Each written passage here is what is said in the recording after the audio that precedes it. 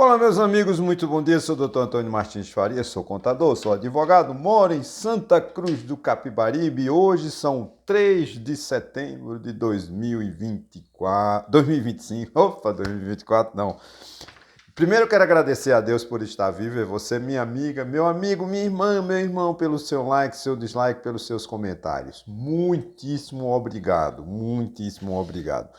Eu quero também agradecer aos 790 inscritos. Não ganhei nenhum essa semana, mas tudo bem. Estamos na luta. E a proposta continua até o final do ano nós ultrapassarmos 1.000 inscritos. Se Deus quiser, nós vamos conseguir. Obrigado às 54 pessoas que visualizaram o meu último vídeo. Eu deixo aqui o meu e-mail, meu telefone. Caso queira entrar em contato comigo, fiquem à vontade. Se quiser mandar um vídeo, uma reclamação da sua rua, mande para mim que eu publico, faço a reclamação e denuncio as autoridades competentes. Hoje o vídeo tem uma certa, talvez uma certa dificuldade, porque ontem, né, essa semana, eu acho que nas próximas, sobrará pouco espaço na mídia e nos grandes jornais, né, sobre notícias, para a gente analisar. Porque nós estamos confrontando essa semana, né, como dizer assim, com todas as atenções voltadas para o plenário da primeira turma do Supremo Tribunal Federal, onde ocorre o julgamento dos réus que envolvem o ex-presidente Jair Bolsonaro. Eu não quero fazer nenhuma análise, porque eu não vi, tá? Apesar de ser advogado, ter interesse na causa, mas eu prefiro, para ter uma análise mais fria, mais detalhada, não me envolver nas defesas nem nas acusações. Não ouvi o pronunciamento, o relatório tudo bem, assisti ao relatório, até que o relatório é relatório, mas é tanto a acusação da Procuradoria-Geral da República, bem como as defesas dos advogados, para eu não sofrer influência, para quando eu falar sobre o Pretório Excelso, falar com convicção. Claro que o voto do ministro, ou os votos dos ministros valem a pena, porque são aulas jurídicas, né? São peças que eu recomendo a todos a leitura. Geralmente, esses devem ultrapassar 100 páginas, eu não sei, ou laudas, né? Não sei quantos, porque são votos muito bem elaborados, né? Pelos ministros e seus assessores. Não importa se é a favor ou contra, o importante é o aprendizado que o STF nos impõe. O que me chama a atenção, já uma análise, é porque os 11 ministros do STF hoje são mais conhecidos do que os 11 jogadores da seleção brasileira, titulares. Nós, brasileiros, devotávamos toda a nossa euforia, todo o nosso patriotismo à seleção brasileira. Lamentavelmente, né, as cores da bandeira, as cores da seleção foram assaltadas, roubadas pela extrema-direita, especificamente Jair Bolsonaro. Geralmente, quando a gente vê uma pessoa hoje com a camisa da seleção, já diz, é bolsonarista. Isso é triste. É triste, né? Mas tudo bem, não vou entrar como falei, não vou entrar nesse detalhe. Agora, a demonstração da atenção que o Supremo Tribunal Federal está despertando nas pessoas, lamentavelmente, não é vamos dizer assim, um despertamento educativo. Porque as pessoas simplesmente elegeram os ministros como bodes expiatórios, como algozes, como inimigos. Quando, na verdade, foi o Supremo Tribunal Federal, sem a mínima, não tem aqui, eu tenho críticas ao STF, mas ele que sustentou a democracia. Se nós estamos hoje numa democracia, atribua-se ao guerreiro dos ministros do Supremo Tribunal, a guerra que travaram os ministros do STF. Lamentavelmente, o STF tem uma visão negativa da população brasileira, porque a população não lê. Não lê. Um voto, como eu falei, contrário ou a favor, é uma aula jurídica.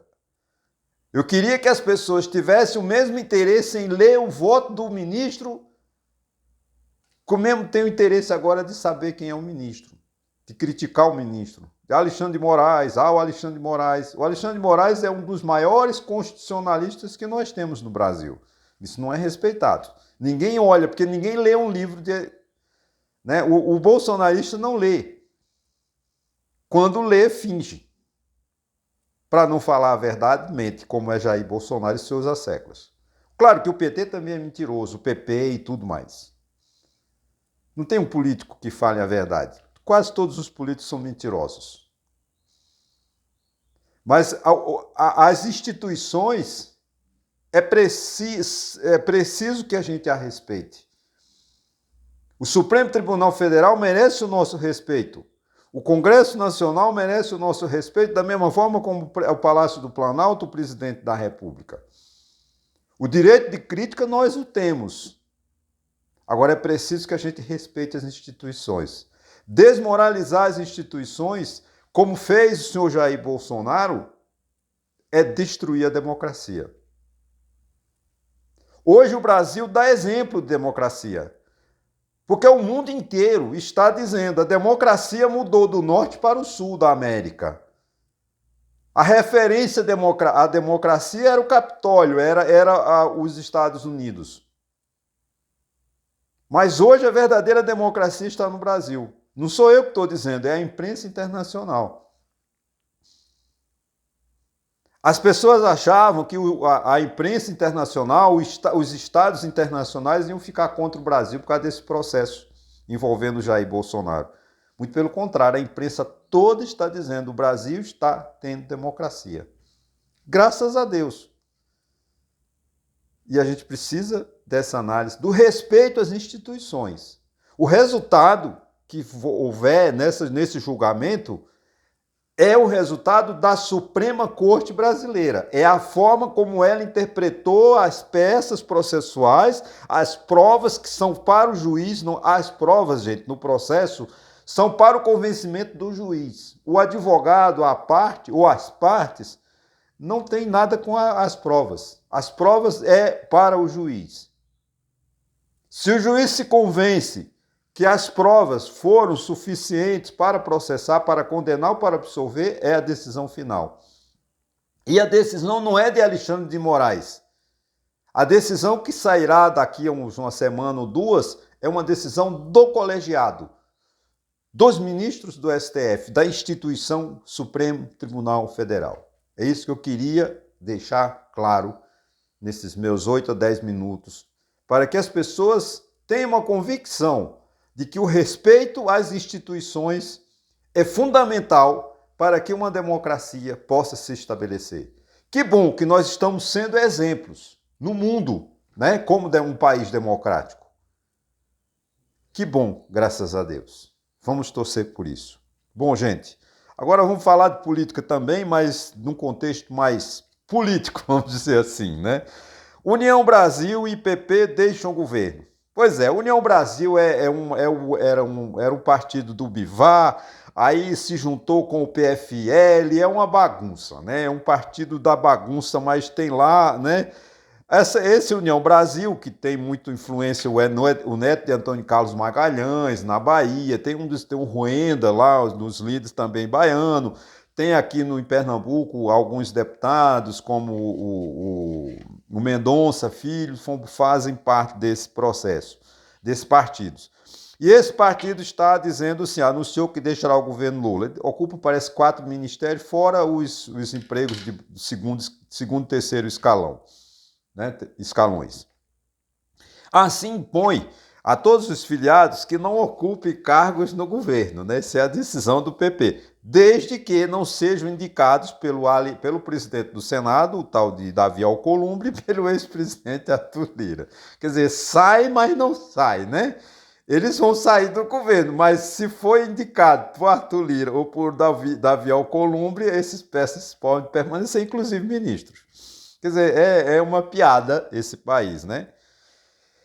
Agora, eu podia ter falado primeiro, né, quando eu abri esse vídeo, foi o seguinte: Flávio Dino é hostilizado em avião. Isso prova a nossa falta de conhecimento político, falta de democracia, né?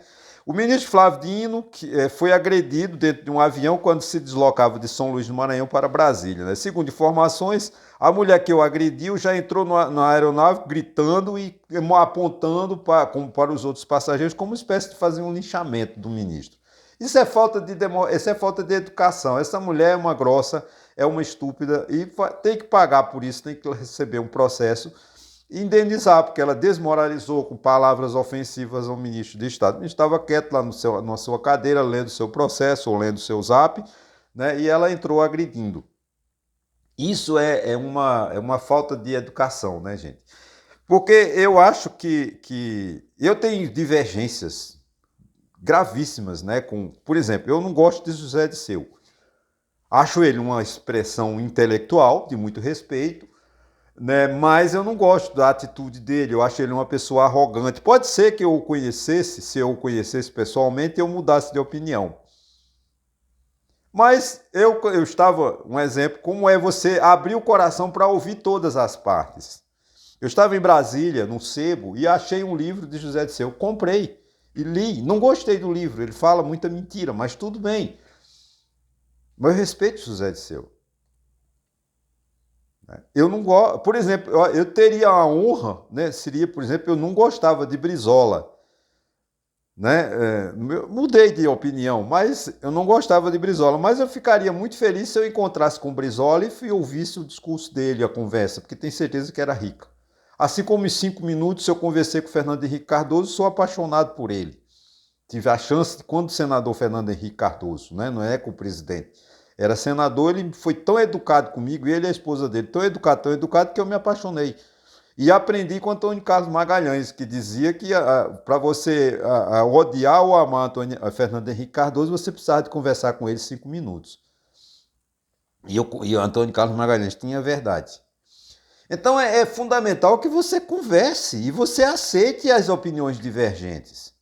Ora, eu encontro num avião o ministro do STF. Eu vou xingá-lo porque ele votou contra, condenou o Bolsonaro, ou absolveu o Bolsonaro. Não, gente, é a opinião dele. Como eu falei, há prova no processo. Nenhum ministro julga, nenhum juiz julga um processo sem prova. Ele pode interpretar errado as provas, tudo bem, mas ele tem prova. Ele só condena uma pessoa se tem prova. Se não tem prova, não condena. Qualquer juiz. Né? Então, realmente é uma falta de educação, falta de política, né? de aula política. Nós devíamos aprender na escola, né, política, ensinar a Constituição às pessoas, para que as pessoas tivessem uma noção mais clara da situação política. Essa agressão ao ministro Flávio Dino é de uma grosseria, de uma estupidez. Gente, pelo amor de Deus, vamos aceitar as pessoas que divergem da gente. Ninguém é obrigado a pensar, ninguém é obrigado a votar no mesmo candidato que eu voto. Cada um tem o direito de escolher aquilo que quer. Né? Outra manchete interessante aqui, Centrão, que eu acho interessante a gente falar, é assim: Centrão cobra de Bolsonaro. O Centrão está impondo a Jair Bolsonaro uma condição, né, para que possa votar a lei de anistia, que é inconstitucional, né, no Congresso Nacional. Vamos ver isso como fica. Diz assim, o Centrão diz o seguinte: para nós votarmos a lei de anistia que tanto você implora, você tem que garantir o apoio a Tarcísio de Freitas.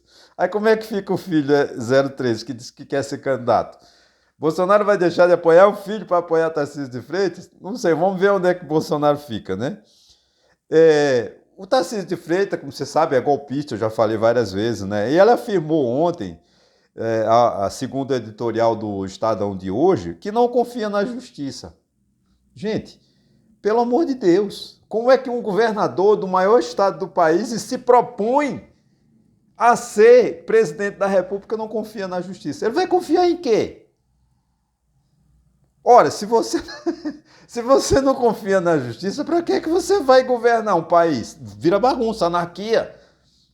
Porque golpista é isso, né? Como Bolsonaro realmente é uma anarquia. O que Bolsonaro quer é anarquia. Primeiro eu, o resto que se dane. Isso é o que Darcísio de Freitas pensa, porque ele é filho de Bolsonaro. Aliás, o que Bolsonaro admira? Né? Bolsonaro admira o Ustra, que foi o maior torturador. Bolsonaro defende a tortura. Bolsonaro defende a morte de pessoas, que ele falou que matou pouco. Ele falou que outro dia tem uma declaração no livro que eu estou lendo que o exército dos Estados Unidos é muito brando, que não pode. Imagina, se o exército dos Estados Unidos é brando, é calmo, imagine o resto, né? Então não é surpresa nenhuma para Tarcísio de Freitas dizer que não confia na justiça. Ora, se ele não confia na justiça, para que ele quer se candidatar? Onde ele vai ser o chefe da nação? Ele vai ter que respeitar as decisões do STF, ele vai ter que respeitar as decisões do Legislativo, ele vai ter que executar um orçamento, uma lei, uma presidência da República de acordo com a lei, de acordo com a justiça. Se ele não interpretar a lei quando for fazer uma administração coerente, como é que ele não... Se ele não confia na justiça, como é que ele vai decidir qual é o melhor para investir? Se ele acha que vai chegar lá na presidência da República e vai vender tudo como ele está vendendo em São Paulo, não sei se isso é correto. Né? Eu acho que tem que privatizar. Tem algumas empresas que tem que privatizar, mas tem que privatizar com seriedade. Não é vender tudo como ele está vendendo. Ele vendeu a Sabesp de São Paulo, resolveu o problema da água de São Paulo? Não. Ele vendeu várias empresas em São Paulo, melhorou o sistema de transporte de São Paulo. O sistema de transporte é do município. Não, mas o governador também tem participação.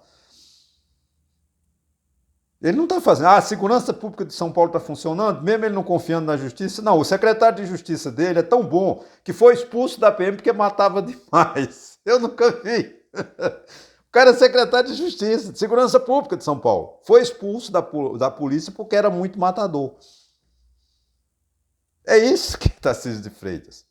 É isso que é Donald Trump, é isso que é essa direita, tá, gente? Infelizmente, eles não. Porque a direita, você vê, não gosta de pobre, essa é a realidade. Então, Tarcísio de Freitas acha que quando chegar em Brasília, com o apoio dos banqueiros, com o apoio do agronegócio, ele vai chegar lá em Brasília e vender tudo. Não vai, não, porque tem um Congresso Nacional, ele tem que consultar, ele tem uma Constituição, né?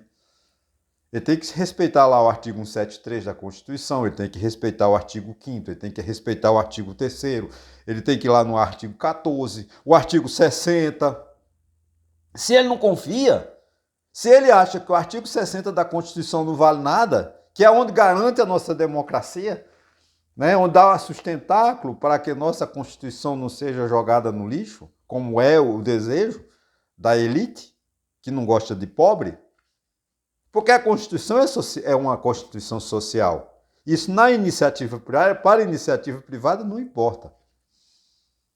O que eles querem é ficar rico. Os empresários de São Paulo querem ficar rico. E o povo que se lanche. Né? Infelizmente, cara, é triste você ouvir um candidato a presidente da República dizer que não confia na justiça. Isso é uma ofensa. Ele agrediu a Constituição. Porque a nossa Constituição é a Constituição cidadã. O artigo 1º, lá está, inciso 1 ou 2, o Brasil tem como sustentáculo, como esteio, como baliza a dignidade da pessoa humana. Então, todo esse inciso, esse princípio, a dignidade da pessoa humana, ele se espalha por toda a Constituição.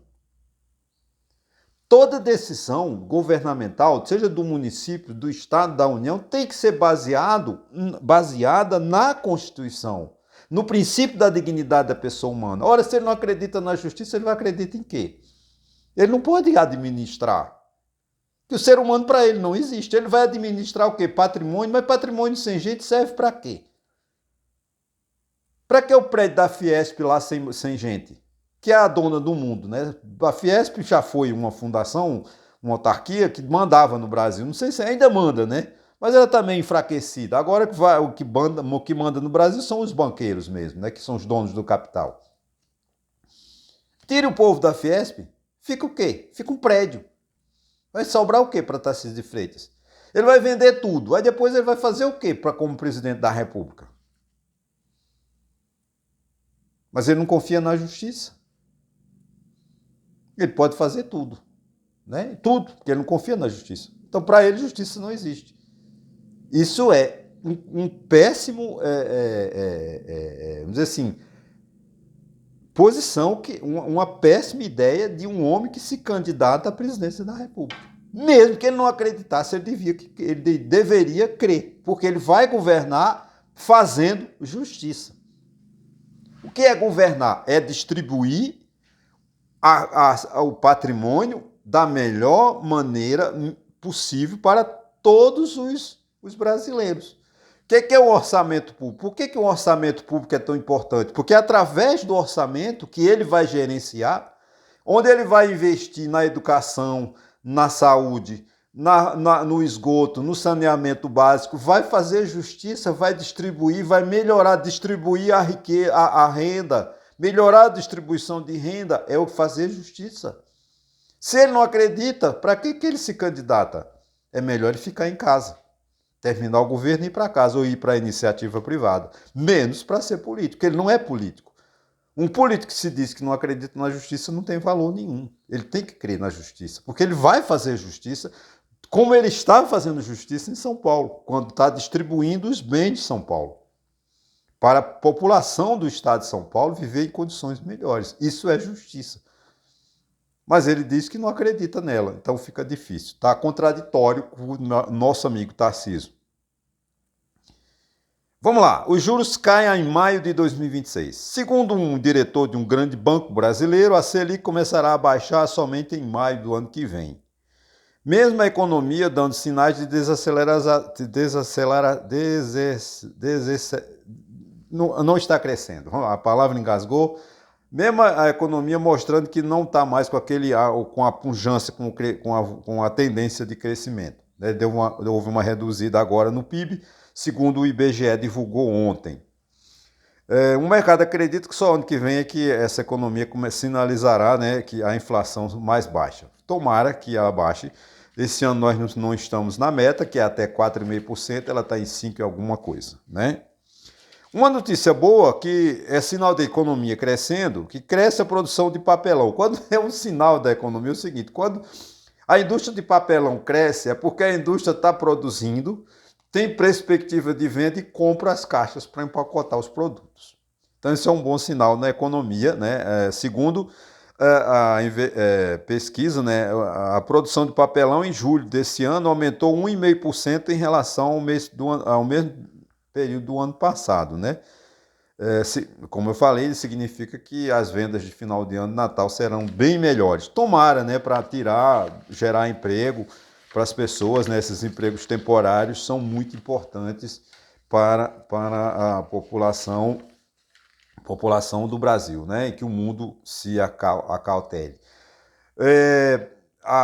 Hoje eu vi também, né, interessante sobre aquela questão, até eu falei no vídeo passado, parabenizei aquela mulher, diretora lá do Fed, mais de 600 banqueiros lá nos Estados Unidos escreveram uma carta em apoio, né, ou seja, eles não querem que a demissão dessa mulher ocorra exatamente porque é uma política desastrada de Donald Trump.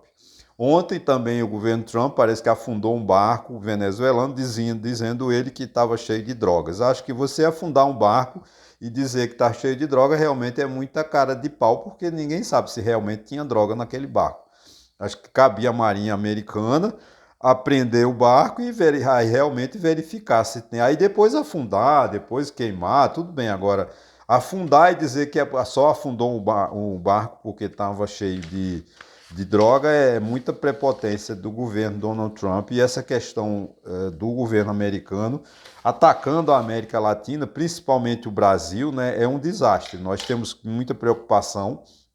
Acho que hoje o filho 03, o traidor da pátria de Bolsonaro, o Eduardo Bolsonaro, tem um encontro na Casa Branca. Então, com certeza, hoje é exatamente hoje onde o advogado de Bolsonaro vai fazer a defesa dele, né? E a gente sabe que as defesas dos advogados estão muito fracas. Eu não tenho, assim, não, como eu falei, não assisti, mas pelo que a imprensa está dizendo, que as defesas estão deixando para a política, né, para a área política. Estão saindo dos autos, das provas e indo mais para a área política. Então, aguardemos mais punições dos Estados Unidos ao Brasil, né? Infelizmente, é o que a gente pode esperar, tá ok, gente? Mais uma vez, eu quero primeiramente agradecer a Deus e a você, meu irmão, minha irmã, minha amiga, meu amigo, pelo like, pelo dislike, pelos seus comentários. Muito obrigado e até sexta-feira, se Deus quiser, viu?